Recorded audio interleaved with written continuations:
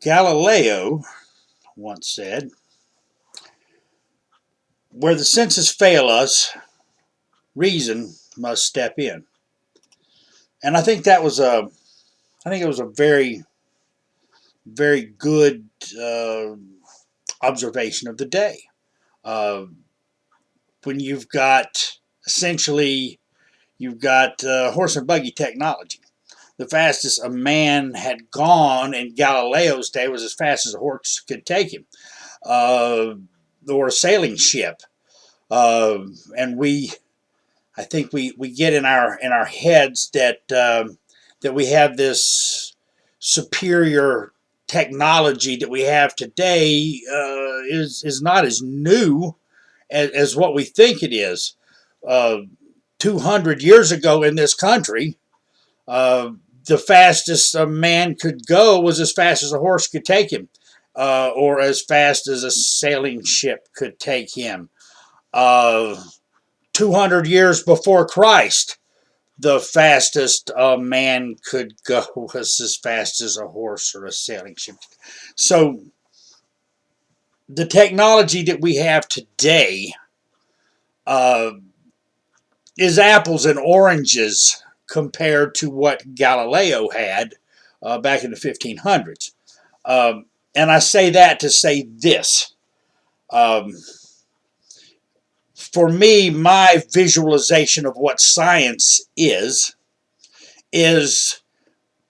the ability to bring uh, what our senses fail for us to perceive into a scientific experiment, or a set of scientific experiments that allows us to perceive them and bring them into our perception and the human condition and the understanding. And that's what I see as the scientific process.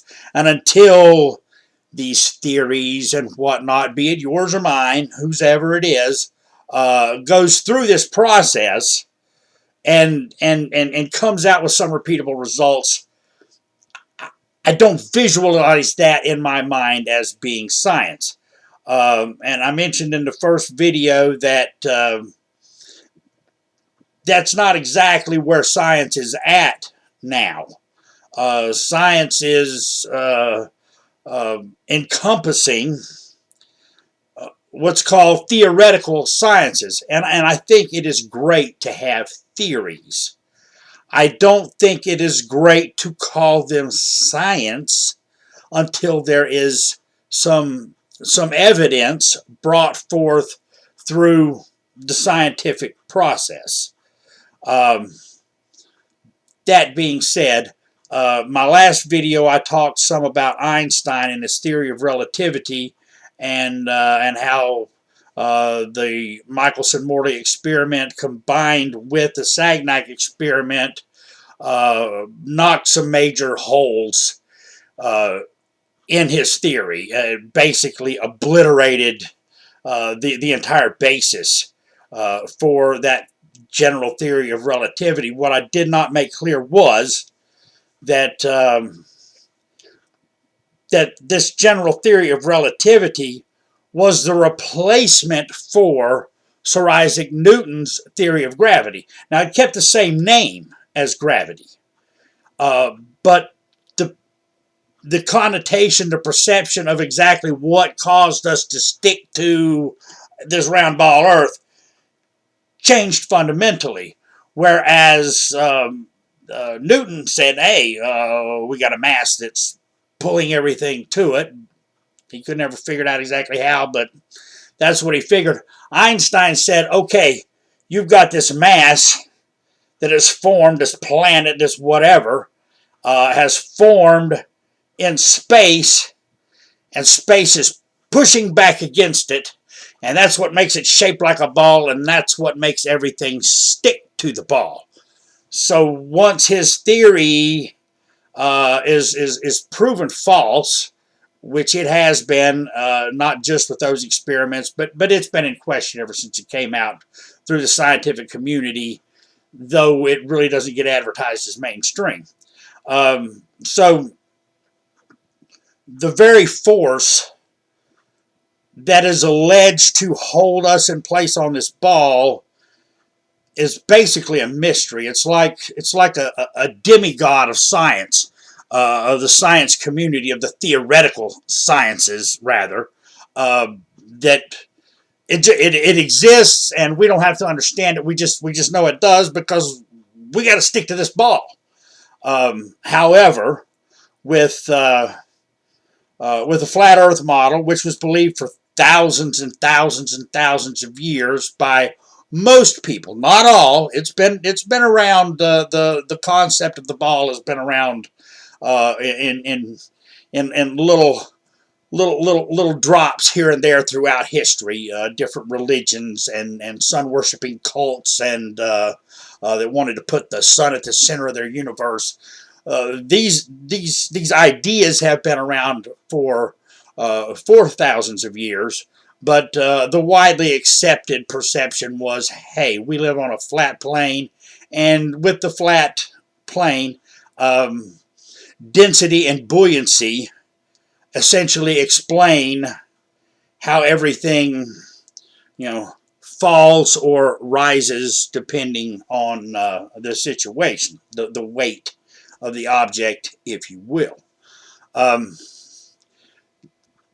Where the round ball kind of got one of its little perks was a guy named Eratosthenes, and he claimed that you could. I think he observed the light in a well being showing all the water at the bottom of the well at high noon, and he came up with this.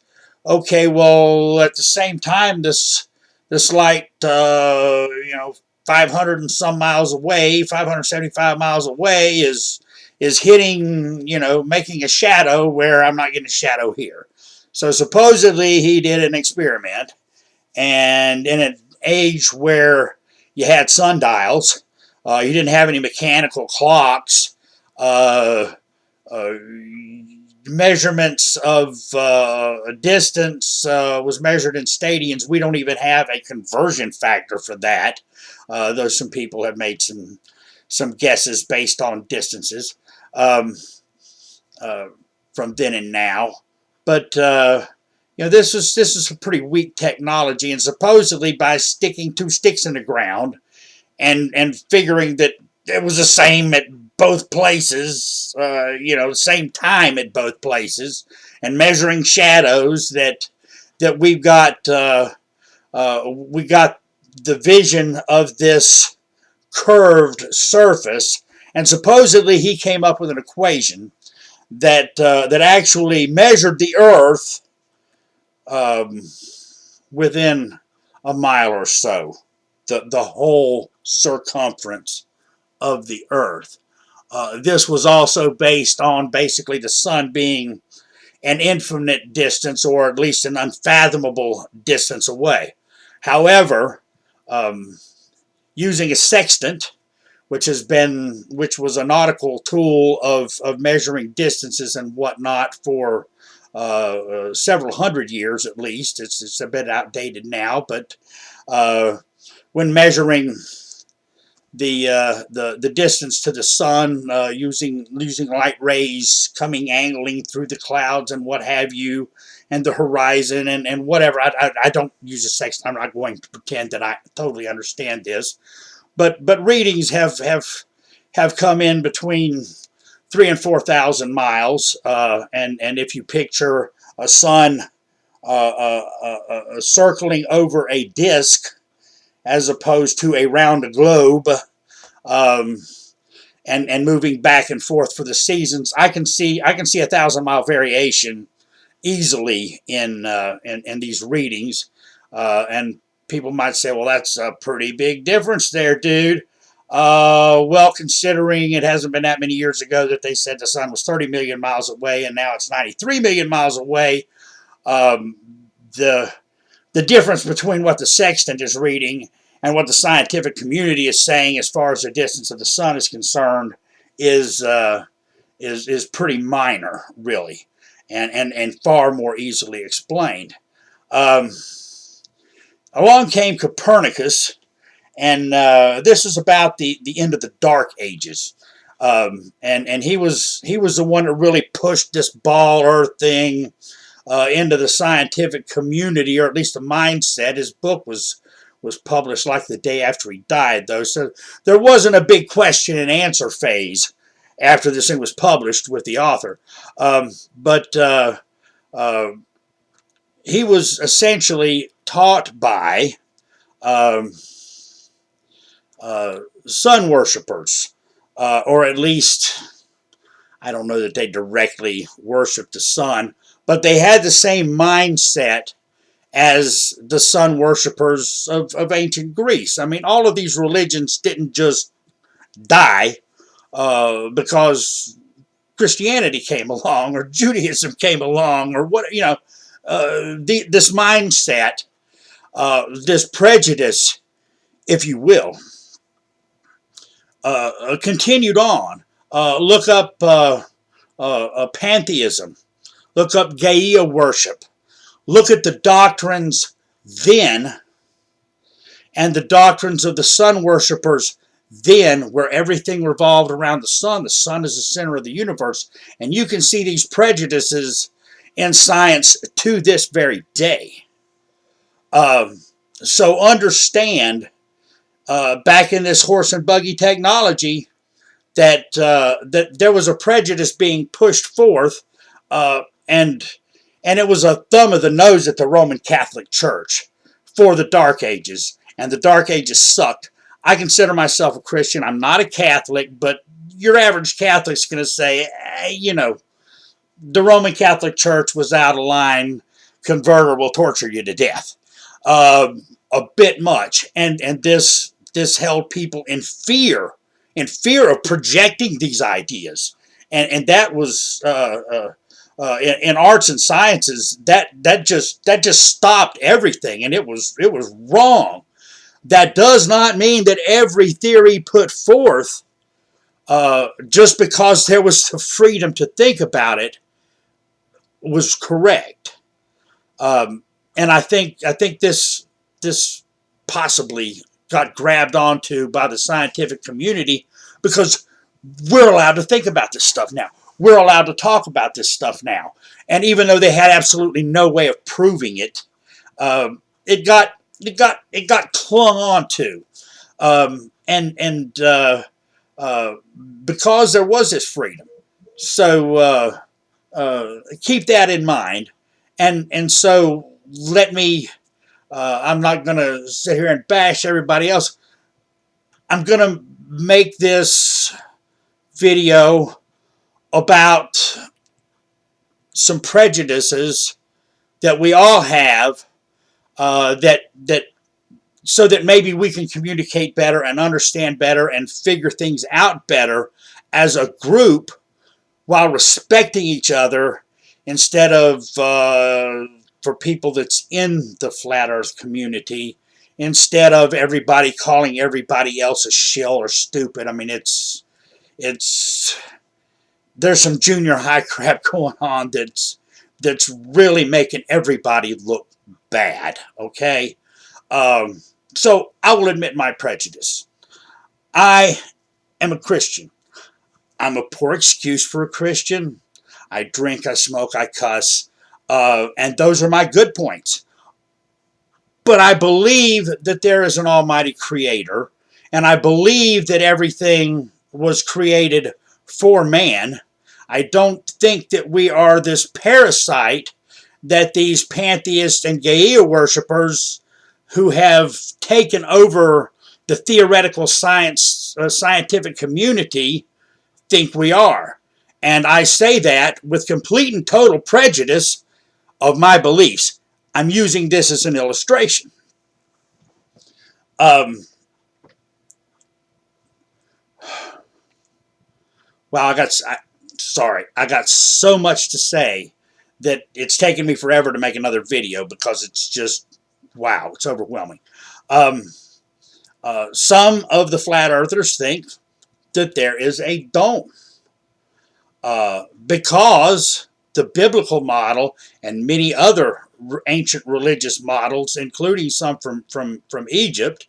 Um, the I think there's a dome. I don't think that there is an outer space, so to speak. And I know that sounds crazy, but after finding out that NASA's full of crap and seeing the evidence that the Earth is actually flat, the biblical model is what pops into my head. And there are people that will argue day in and day out that it's a infinite flat plane and there's no dome overhead. And they may very well be right. And I admit my own prejudices so that I can stay open to what they believe, so that I can learn. And I think that is so very important. I got into a discussion that lasted for several days. It actually delayed me making this video with a longtime friend of mine, and he's a sharp guy, man. He is, he's on it. He's on it. He is an engineer. I was an auto mechanic for years. I understand mechanics real good. I also worked in a plasma department, manufacturing, working on the equipment, not engineering it, but working on the equipment. These plasma plumes that are used in the manufacture of this optical fiber that has connected the world. So, I'm a pretty sharp guy, but this guy, he not only knows how to work on cars, he knows how to engineer them piece by piece and put them together from the drawing board up and make something that will go down the road. So, and I've got friends that are pilots. I've got some really sharp friends, and it's awesome because they keep me on my toes, man. I bring something up in there, bam, bam, bam, bam, bam. What about this? What about this? What about this? What about this? And at the end of the conversation, which took a little debate, took several days, we bantered back and forth, and I think we both made some very valid points. And when it was all done, he still lived on a globe, and I still lived on a flat plane. But thank goodness we have the maturity level to discuss this stuff without this knee-jerk reaction of just calling the other one stupid because you believe what you believe. We all have our prejudices. He's highly educated, got far more college education than me. There are a lot of areas where that makes that a very, very good thing. There are a lot of areas where that's going to make him prejudiced, where he paid for this education and all of this wonderful engineering science that is useful got blended in with all of this theoretical science, which is not. So, I'm going to make another point quickly to my Christian friends. This has not been a Christian movement, but clearly the flat earth has been, or the globe earth has been, much like the theory of Darwinian macroevolution, has been a theoretical scientific attack on Christianity. And it would be great if the Christians out there would actually take a look at this and try to stand up for what God says in the Bible instead of bending over and saying, oh, well, science says this is wrong and the people who wrote the Bible are stupid. They didn't have they didn't have what it took. They didn't have the knowledge that we have now, so on and so forth. If God created the heavens and the earth,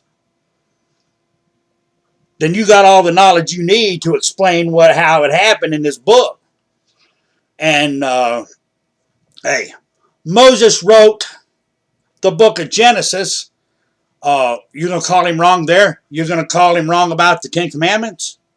Jesus referred to Moses. Jesus referred to Genesis. Are you going to call him a liar? I'm not preaching at you. I'm just giving you something to think about. get rid of those prejudices and look at what's really happening and see what you come up with. So, love y'all. Don't be hating, and I'll talk to you later.